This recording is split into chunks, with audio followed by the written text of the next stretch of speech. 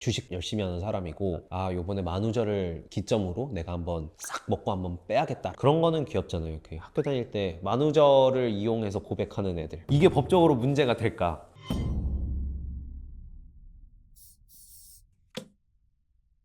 안녕하십니까, 법무법인 호암의 임성순 변호사입니다.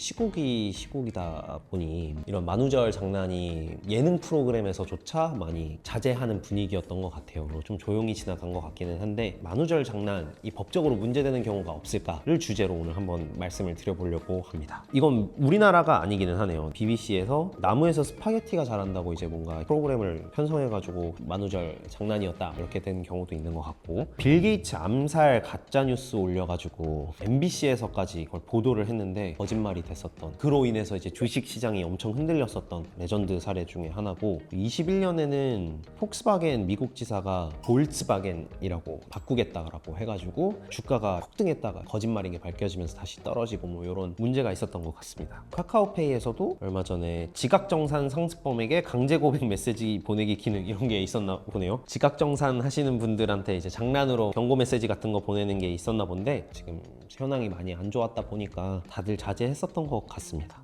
방금 말씀드린 것처럼 미국의 사례이기는 했지만 주가가 막 오르고 내리고 이런 일이 있었다라고 하면은 자본시장과 금융투자업에 관한 법률이라고 해서 부정거래 행위 등의 금지라는 조항이 있거든요. 시세 변동을 도모할 목적이 있어야 되는 거고, 도모할 목적으로 금융투자 상품의 매매에 있어서 어떤 영향을 미치는 행위를 하면 안 되는 거거든요. 그러니까 요 행위를 하면은 처벌이 될 수 있는 건데, 빌 게이츠 암살 가짜뉴스 이런 걸 했는데 장난으로 했었다라고 하면은 이걸로는 처벌할 수가 없을 것 같기는 하거든요. 근데 제가 뭔가 주식 같은 거 엄청 열심히 하는 사람이고, 아 요번에 만우절을 기점으로 내가 한번 싹 먹고 한번 빼야겠다라는 생각을 가지고서는 가짜뉴스를 인플루언서를 통해서든 아니면 언론을 통해서든 제가 유포를 했어요. 그렇게 하면은 저는 자본시장법에 의해 가지고 처벌받을 수 있게 되겠죠. 그러면은 회사 입장에서도 거짓 정보로 인해 가지고 회사가 입은 피해에 대해서 저인 게 밝혀졌다 그러면은 손해배상 책임을 물을 수도 있을 것 같기는 하거든요. 근데 주가의 변동이라는 게 한 사람의 말로 인해서 이렇게 크게 막 변동이 되는 건 사실 흔한 일은 아니잖아요. 이게 쉬운 일이 아니기 때문에 나의 이 행위가 주가가 이만큼 오르고 내리고 하는 거에 인해서 회사가 손해를 얼마만큼 입었냐를 입증하는 게 사실 문제가 될 것 같기는 하거든요. 이 만우절 되면은 항상 뉴스에 나왔었던 것 중에 빠지지 않고 나왔던 게 112나 119에 전화해가지고 헛소리 하시는 분들 많이 계셨던 것 같아요. 전화해가지고 거짓 신고하시는 분들은 과태료 대상일 뿐만 아니라 공무집행방해죄로 이제 처벌될 수 있거든요. 또 특히 112 같은 경우에는 이런 법률이 있어요. 작년 7월에 새로 시행된 법이라서 112 신고의 운영 및 처리에 관한 법률이라고 해가지고, 다른 목적으로 112 신고를 하거나 거짓으로 112 신고를 했을 경우에는 법률에 따라서 과태료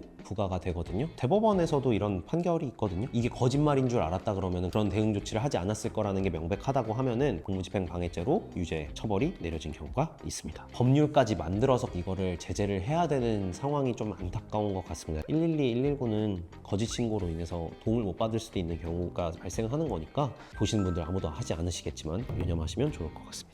언론사가 만약에 이 만우절 거짓 뉴스가 진짜인 줄 알고서 이걸 보도를 했을 때 얘한테 책임을 물을 수 있지 않을까? 사실 언론기관은 보도를 할 때 이거를 객관적으로 판단을 해가지고 자기들이 정제를 해서 정리하고 보도를 할 의무가 있는 게 언론사잖아요. 누군가에 대한 소문을 언론사가 제대로 취재하지 않고 그대로 내보내가지고 이 사람이 명예가 훼손이 되고 문제가 됐다라고 하면은 오히려 언론사가 명예훼손죄 처벌 대상이 될 수도 있다라는 게 대법원 판례 취지거든요.